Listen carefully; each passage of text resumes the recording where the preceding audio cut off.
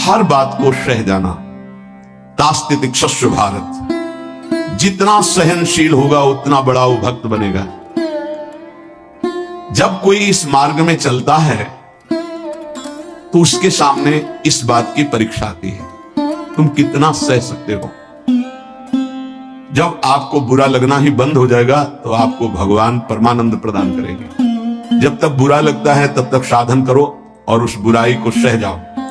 जो आपसे कोई गाली दे रहा है, अपमान कर रहा है, निंदा कर रहा है, या काम क्रोध लोभ कुछ भी, सह जाओ, चुप रहो, शांत रहो, सह जाओ।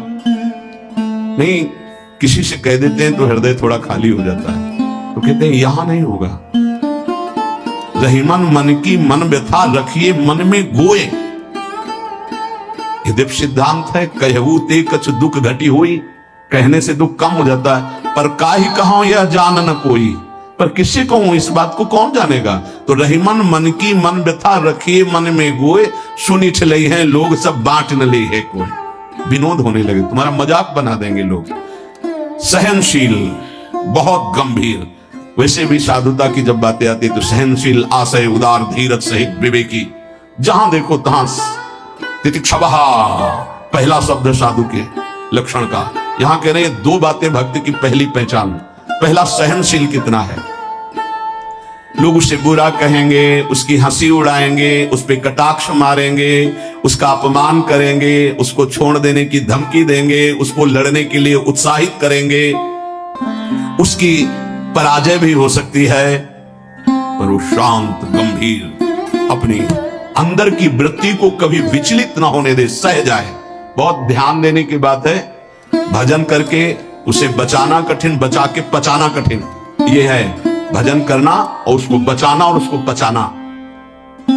आपको बुरा कहेंगे, पूज्य बाबा कह रहे, हंसी उड़ाएंगे, आपके कटाक्ष मारेंगे, बड़ा भजनानंदी बनता है, किसी से तो बात ही नहीं करता है, अपने को कुछ ज्यादा ही भगत समझते हैं क्या। ऐसे क्या क्या कटाक्ष करेंगे, आपको लड़ने के लिए उकसाएंगे, उत्साहित करेंगे कि आप लौट कर उनको जवाब दीजिए, लड़िए। वो ऐसा महसूस करवाएंगे कि आप हार गए, चुप हो गए, आप दब गए। चुप हो जाओ, हार जाओ, हरि को हरि नाम, मौन होकर चुपचाप सह जाओ। इस गुण से अध्यात्म की उन्नति बहुत जोर की होती है। सहिष्णु, सहनशीलता, तितिक्षा, इनको एक ही शब्द के पर्यायवाची है। सहित सहित बाढ़े भगत गृह तन गुरहित गार, सेवक जी महाराज कहते हैं। और जिसके अंदर सहनशीलता नहीं है तो वो केवल परमार्थ का आडंबर करेगा, स्वप्न में भी आध्यात्मिक उन्नति नहीं हो सकती। जागृत की तो बात जाने दो, पकड़ लीजिए। सबसे पहला लक्षण सहन करना। ये आप संकल्प कर ले कि जीवन में सब कुछ सहन करना है मुझे। जो सह गया सो साधु, जो टूट गया वो विषयी। यही बात हमको एक शराबी देव समझाई थी ब्रह्मावर्त बिठोर में। ए देखो तिल तिल ये छवि काटी है तो आज भगवान बन के पूजे। ए बच्चा टूटना नहीं। क्या भगवान का बाहरी स्वरूप था। वो बाहरी तो ऐसे मदिरापान की एक लीला करते ही दिखाए, लेकिन जब उपदेश मिला तो प्रणाम करके अंदर सोचा भगवान न जाने किस रूप में, और वो शब्द जीवन में नहीं भूला। खास बात होती कि जैसे ऐसे कोई बोल रहा है तो वो शब्द जीवन में नहीं भूला। ये टूटना नहीं, टूटना नहीं, कैसी भी परिस्थिति हो टूटना नहीं। यहां भी कह रहे जो सहिष्णु नहीं, सहनशील नहीं, वो आध्यात्मिक उन्नति जागृत की तो बात जाने दो, स्वप्न में भी नहीं होगी। कुछ नहीं हाथ लगता, आडंबर केवल रहता है। अतः भक्त को अधिक से अधिक नाम जप के द्वारा ये शक्ति बढ़ानी चाहिए सहन करने की। कितना भी कुछ भी अंदर कोई विकार, मनोवेग, वाणी वेग, उदर वेग, जनेन्द्रीय वेग, कोई भी वेग, सब चुपचाप सह जाओ। ये मार्ग है सहन करने का, सहन करने का। भगवत प्राप्ति का जो मार्ग है वो सहन करने का मार्ग है। शांत, अपने मन की बात किसी से भी मत कहो। कहो तो केवल प्रभु से कहो, अगर कहना ही है, नहीं तो कहने की जरूरत नहीं। वो देख रहे हैं, उन्हीं का विधान रचा हुआ है, उनसे क्या कहना। वो भोरी सखी का एक पद में है ना, दिल दे करके दिल की सुख दुख की बातें क्या कहना। जब दिल ही दे दिया तो क्या सुख दुख की बातें कहना। पहला तो ये हुआ सहिष्णु, सहनशीलता, और दूसरा नाम जप। ये दो से भक्त की पहचान, दो चीजें। निरंतर नाम जप हो रहा है कि नहीं, हर प्रकार के आक्रमण को आप सह रहे हैं कि नहीं, बस यही भक्ति की पहचान है। और तो सब लक्षण आ ही जाते हैं। नाम में जितनी अधिक शक्ति है उतना कोई वर्णन ही नहीं कर सकता।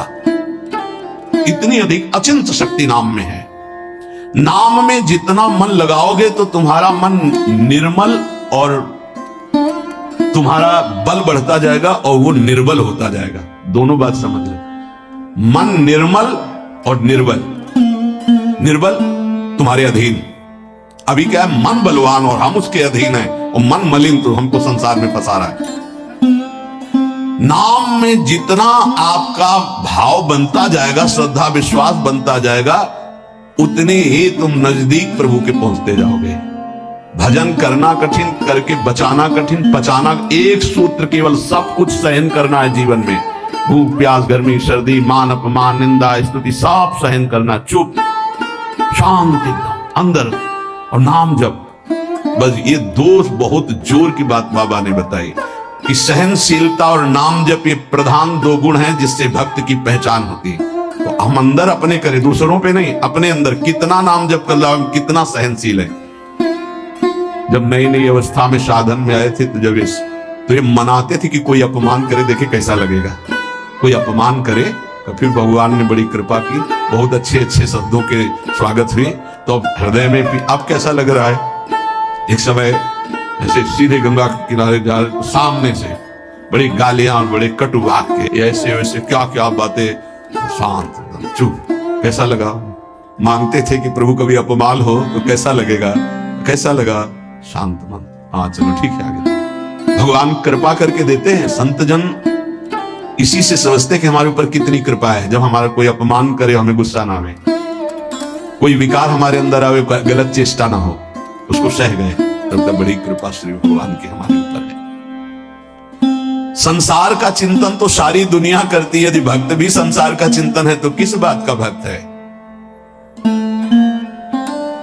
अगर दो चीजें लानी, सहनशीलता और निरंतर भजन, तो ये 6 साधन हैं। ये 2 महान सद्गुण प्राप्ति के, भक्त के 2 महान सद्गुण, सहनशीलता और निरंतर नाम जप। अगर ये बात तुम्हें लानी है तो ये 6 साधन पूज्यपाद बुढ़िया बाबा जी महाराज बता रहे हैं। पहला, हल्का भोजन। पहला प्रहार भोजन पर किया है, और सच्ची बात है, और आप लोग भी अनुभव किए होंगे अगर भजन में चित्तवृत्ति लगाए हैं। पेट में वजन ज्यादा, भजन कम। देख लो, आप खुद देख लो। हल्का भोजन, इतना हल्का कि आप भोजन पाकर बैठे हैं और आपको महसूस ना हो कि आपके पेट में वजन है, इतना भोजन पाया। होता है जैसे 5 रोटी पाने की आपके पेट में क्षमता है तो 3 पाए, 5 पाने की क्षमता और 7 पा गए, तब तो फिर 7.5 शनिचर आ ही जाएगा बुद्धि में, नहीं आ जाएगा। बिल्कुल प्रमाद आ जाता, पक्का प्रमाद आ जाता। धन्यवाद है उन उपासकों को जो एक दिनचर्या में रहते हैं। हाँ ठीक है, 1 चम्मच खीर डाल दीजिए, 1 पीस दोबारा हमसे मत पूछना, बस वो अपनी निष्ठा में रहते हैं। ये आहार विहार ही भजन में सबसे ज्यादा सहयोगी है और बाधक भी है। हल्का भोजन लिख रहे बाबा। हल्का भोजन मतलब सुपाच्य भोजन और आधा पेट भोजन। एक दिन चर्चा हुई थी, अगर याद हो पीछे, 400 ग्राम अन्न में 24 घंटे में बहुत स्वस्थ शरीर रह सकता है। केवल रसेंद्री फंसाए है, रसेंद्री। हमें लगता है कि अगर हमें जीवन उत्साहित और बहुत सात्विक रखना है तो हल्का भोजन। दूसरी बात, प्राण संयम। ये बहुत जल्दी जल्दी श्वासें चलती हैं, इससे भजन में बड़ा बाधा पड़ती है। एक आराम से श्वास खींचिए, कितनी बार राधा नाम जपते हैं, फिर आराम से छोड़िए, कितनी बार छोड़ते हैं। प्राणों का संयम आवश्यक है, इसलिए 2-3 प्राण वायु का संशोधन की प्रक्रियाएं हैं जिनको सबको करना चाहिए। ये प्राणायाम के अंतर्गत नहीं, हम भजन की बात कर रहे हैं। आराम से बैठ जाओ, इसे दोनों स्वरों से वायु खींचो, कोई हाथ वाथ लगाने की जरूरत नहीं, पूरी खींचाओ और एकदम छोड़ दो। 7 बार किया एक बार में, 4 बार ऐसा करो, आप देखना एक ये प्रक्रिया, कोई हाथ लगाने की जरूरत नहीं। प्राणवायु का संशोधन, खींचा, रोक लिया, नाम जप कर रहे हैं, एकदम प्राण व्याकुल, छोड़ दिया। एक ये है। आंतरिक कुंभक और एक बाह्य कुंभक, खाली किया, नाम जप करे बैठे, फिर तुरंत खाली किया, फिर रोक लिया, इसे बाह्य 3 बस कर लीजिए आप देखिए आपके फेफड़े, आपकी छाती, आपका प्राण संयम, कोई हम ये नहीं कह रहे ऐसे को ऐसे करने, और ये मात्र 2-2 मिनट का अभ्यास कर लीजिए। क्या जाता है ऐसे आराम से बैठ के, कोई जान भी नहीं रहा कि आप प्राणवायु का संशोधन कर रहे हैं, पर मेरुदंड सीधी होनी चाहिए।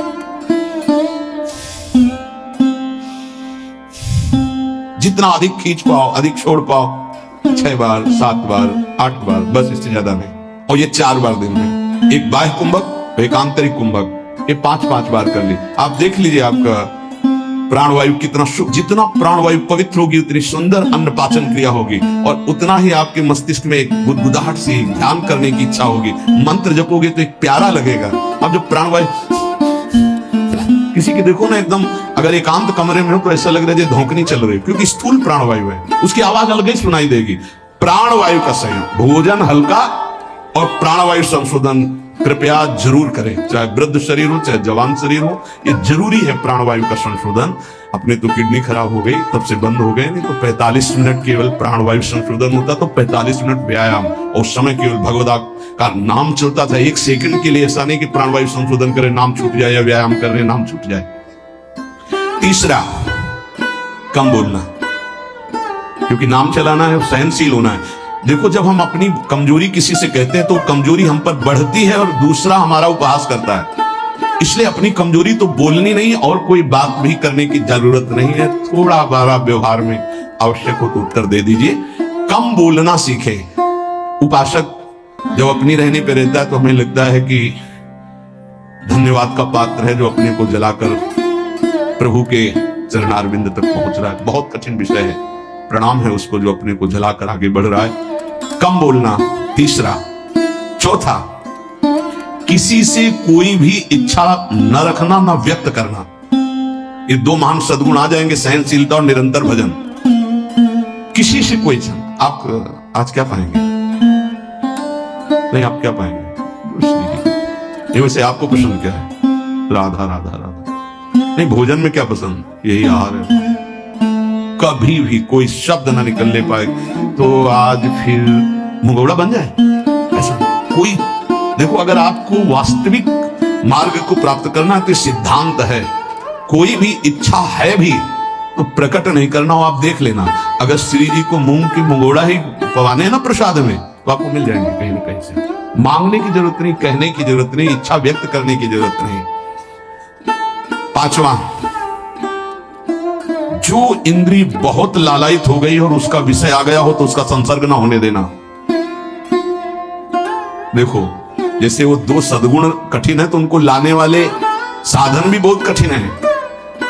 किसी भी इंद्री की बहुत इच्छा हुई और वैसे संयोग आ गया, कोई भी इच्छा, हर इंद्री में अपनी इच्छा रहती है। प्रबल इच्छा हुई और प्रारब्धवशात माया ने वही संयोग बना दिया। लो खाओ। आपको पता है कि ये मेरे हृदय में बिल्कुल चल रहा था, कैसे मिले, और वो मिल गया, तो खुश नहीं होना? बोले संसर्ग नहीं होने देना, पाने नहीं हटा देना। इतनी हिम्मत है। पहला लक्षण सहिष्णु, वो दूसरा निरंतर भजन। जो तुम्हारी, ये सब बातों में नहीं कर रहे, जिसकी प्रबल इच्छा थी हमारे अंदर और वही आ गया संयोग से। यही बात गुरुदेव ने बताई थी।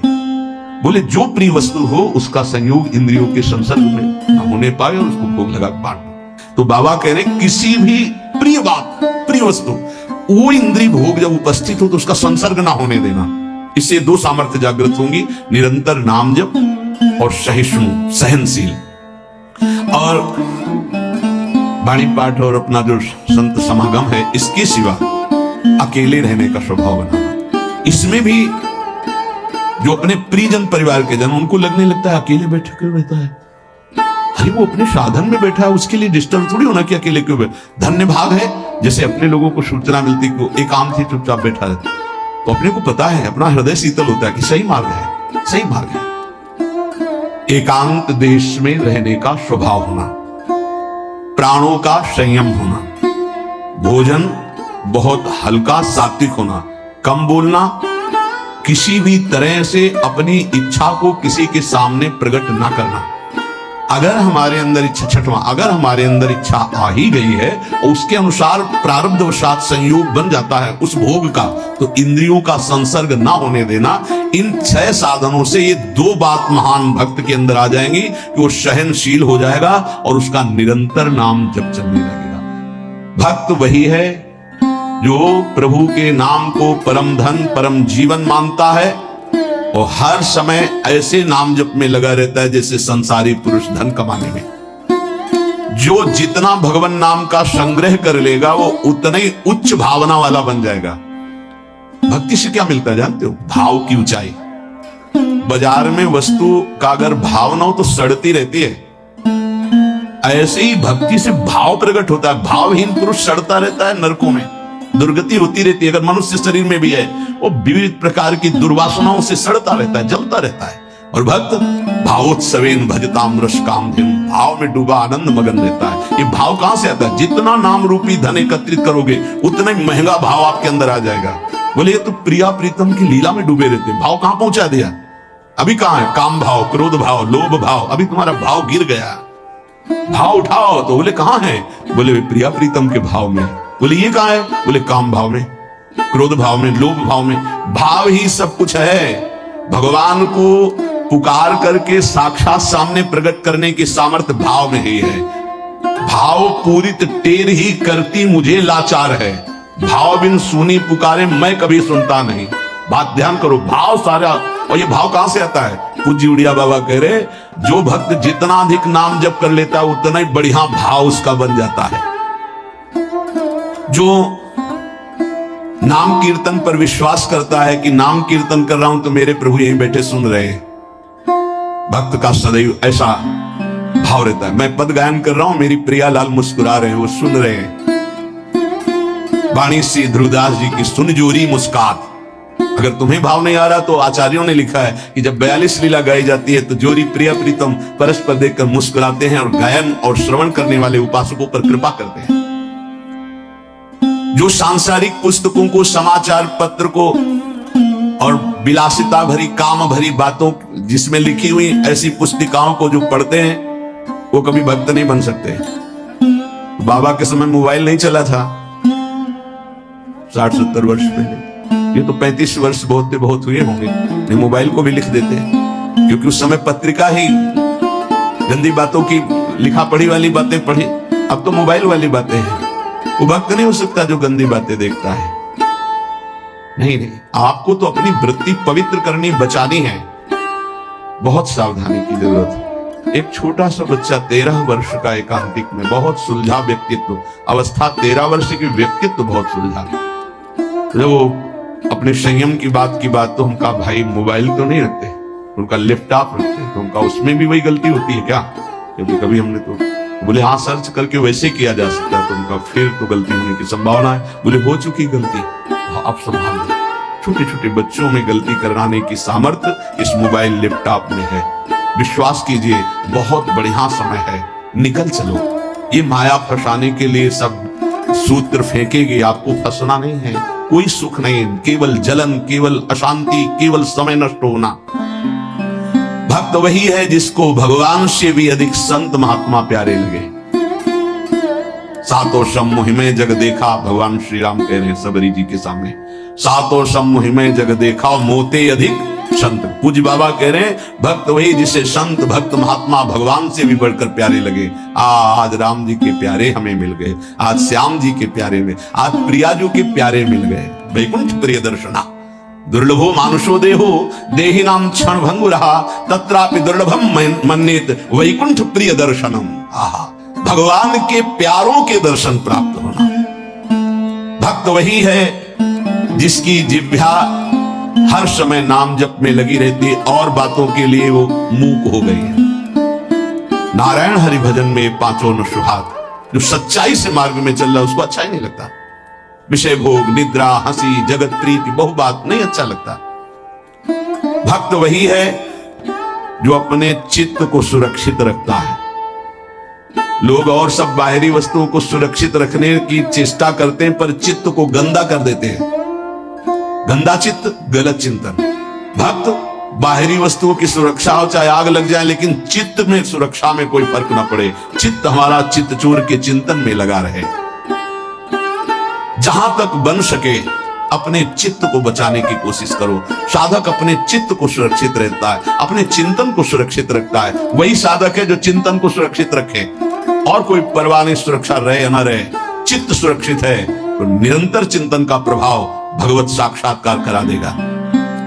भक्त वही है जो प्रभु से केवल प्रभु को मांगता है। ध्यान दीजिए, भक्त वही है जो प्रभु से केवल प्रभु मांगता है कि आप चाहिए आप, मैं और कुछ नहीं चाहिए, बस आप मेरे हैं, मैं ऐसा मस्त रहूं, बस ये हमें चाहिए और कुछ नहीं।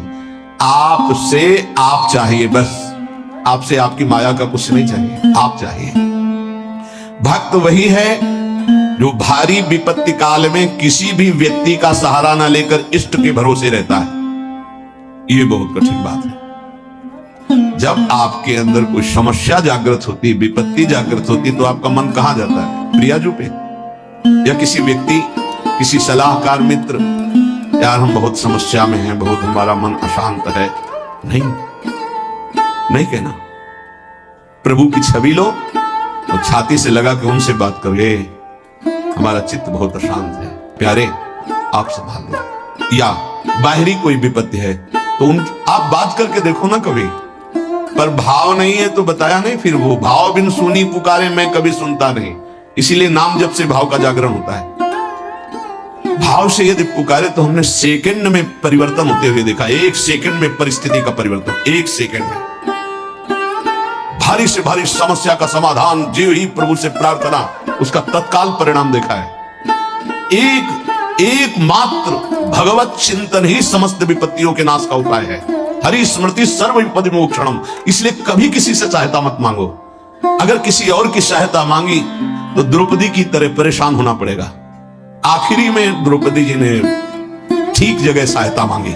हा गोविंद द्वारिका वासिन, तो यहां से वस्त्र हटा नहीं पाया 10,000 हाथियों का बल रखने वाला दुशासन। हम लोग बड़े कमजोर भक्त हैं। थोड़ी सी भी बात हो तो हम किसी का, अन्य का सहारा ले लेते हैं। माता पिता भाई बंधु रिश्ते नाते ठीक है ये, लेकिन सहारा सिर्फ इष्ट देव का। जरा इस शब्द पर देखिए, मेरी महारानी श्री राधा रानी, जाके बल में सबसों तोरी, लोक वेद कुल कानी। किया आपने, तोड़ा आपने, सबसों तोरी लोक वेद कुल कानी, तब असलियत में मेरी महारानी श्री राधा। बाबा कह रहे हैं भक्त वही है जो भारी विपत्ति काल में किसी भी व्यक्ति की सहायता के लिए न देखे, केवल प्रभु की तरफ। अब वो क्या रूप रख करके आते हैं वो देखेंगे, लेकिन किसी अन्य आश्रय में ना जाए, नहीं तो हमारी भक्ति बाधित हो जाएगी। प्रहलाद जी ने किसी को पुकारा क्या? किसी भक्त के जीवन में देखो, किसी के पास गए क्या हाथ जोड़ के कि जमींदार या बादशाह या किसी कि आप हमारा सहयोग कर दो? नहीं, प्रभु देखेंगे। और वो ऐसे अंतिम समय तक कोई सहयोग नहीं कि अब अगला कदम जाएगा एक गिरेगा, और उसी कदम पे प्रभु ऐसे आखिरी दम तक वो देखते कि शायद कोई अंदर से पुकार पड़े किसी और को। जब देखा कि बस आप निहाल हो गया, विपत्ति नहीं अब संपत्ति घेरेगी, अब कोई तुझे परेशानी नहीं, मेरी कृपा संपत्ति तेरे को सदैव दुलार करती रहेगी। पूज्य बाबा कह रहे हैं भगवान का सच्चा भक्त वही है जो भगवान से अधिक किसी को नहीं मानता। जड़ चेतन मनुष्य पशु पक्षी लोक लोकांतर मानता है तो सबको भगवत में मानता है, भगवान से बढ़कर किसी को नहीं मानता। फिर तुम किसी को अपना या पराया कैसे कह सकते हो? जब तुम श्री भगवान के हो तो तुम्हारा अपना कौन है? जब तुम श्री भगवान के हो, सम्मे भगवान है, तो पराया कौन है? ये सूक्ष्मता समझिए। तुम भगवान के भक्त होकर किसी और को अपना कहते हो या किसी को पराया कहते हो, तो अभी सही भक्ति नहीं आई। ना कोई अपना और ना कोई पराया। कबीरा खड़ा बाजार में सबसे पूछे खैर, ना काहू